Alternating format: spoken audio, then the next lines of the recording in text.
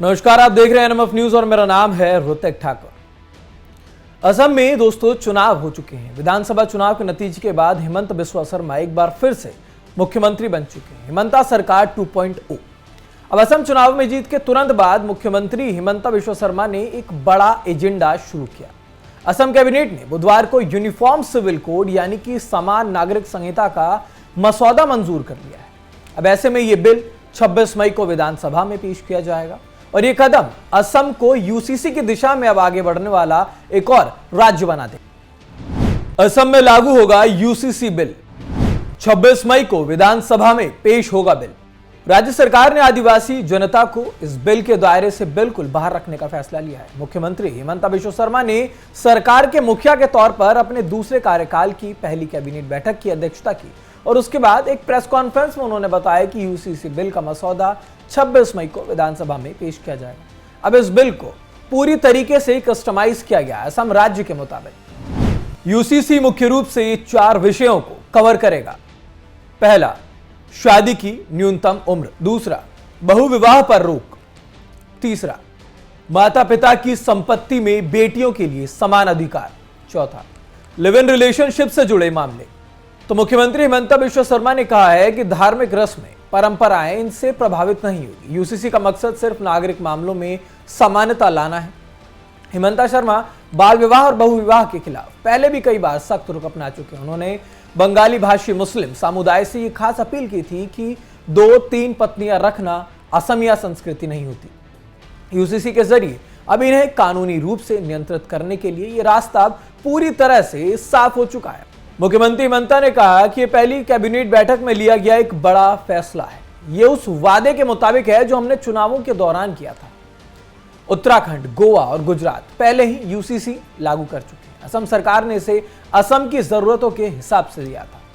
गुजरात और उत्तराखंड में लागू है, लेकिन उससे पहले अगर गोवा की बात करें तो गोवा में एक ऐसा नियम चल रहा है जो बिल्कुल हूबहू यूसीसी जैसा काम करता है। यूसीसी में क्या शामिल नहीं होगा?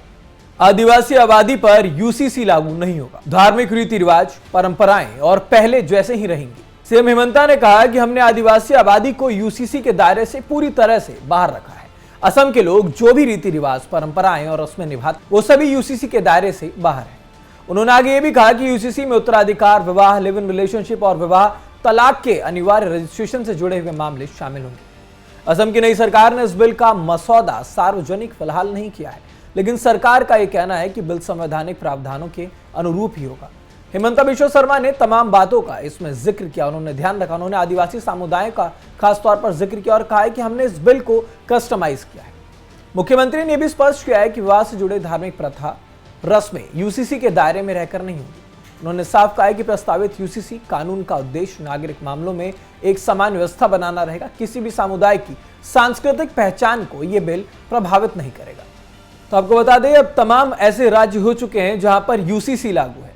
भारत में उत्तराखंड पहला राज्य था जहां पर यूसीसी लागू किया गया। इसके बाद गुजरात विधानसभा ने भी इस बिल को पास कर दिया था। देश में यूसीसी की स्थिति कुछ इस प्रकार है। उत्तराखंड स्वतंत्र भारत में पहला राज्य जिसने यूसीसी कानून पास किया। गोवा, पुर्तगाली काल से ही गोवा में सिविल कोड लंबे समय से लागू है। गुजरात ने हाल ही में यूसीसी बिल पास किया है। अब असम भी इस दिशा में एक और राज्य बनने जा रहा है जहां पर यूसीसी लागू होगा। बीजेपी जब देश में यूसीसी लागू करने की बात करती है तो उनका अभिप्राय साफ तौर पर भारत में विवाह, तलाक, उत्तराधिकार, गोद लेना और संपत्ति संबंधी कानून सभी नागरिकों के लिए एक समान रखने की बात होती है। अब वो चाहे किसी भी धर्म के हो। बीजेपी का समान नागरिक संहिता पर वैचारिक रुख स्पष्ट रहा है। ये संविधान के अनुच्छेद 44 पर आधारित है, जो राज्य को पूरे भारत में नागरिकों के लिए एक समान नागरिक संहिता सुनिश्चित करने का प्रयास करने का निर्देश देता है। बीजेपी साफ तौर पर मानती है कि देश में एक राष्ट्र एक कानून का सिद्धांत लागू होना चाहिए और ऐसे में अब जब असम में ये कानून लागू होगा, 26 मई को ये पेश किया जाएगा, तो अब असम भी उस श्रेणी में आ जाएगा जहां पर यूसीसी कानून है। साफ तौर पर हिमंता बिस्वा शर्मा ने कहा है कि असम में तमाम तरीके की रीति रिवाज हैं, अलग अलग तरीके के कल्चर और आदिवासी समुदाय हैं। तो आदिवासी समुदायों को पूरी तरीके से इससे अलग रखा गया है। फिलहाल वो यूसीसी में नहीं जुड़ेंगे, इसलिए यूसीसी बिल को इस बार कस्टमाइज किया गया है। साफ तौर पर असम में मुख्यमंत्री हिमंता बिस्वा शर्मा ने ये बोला है।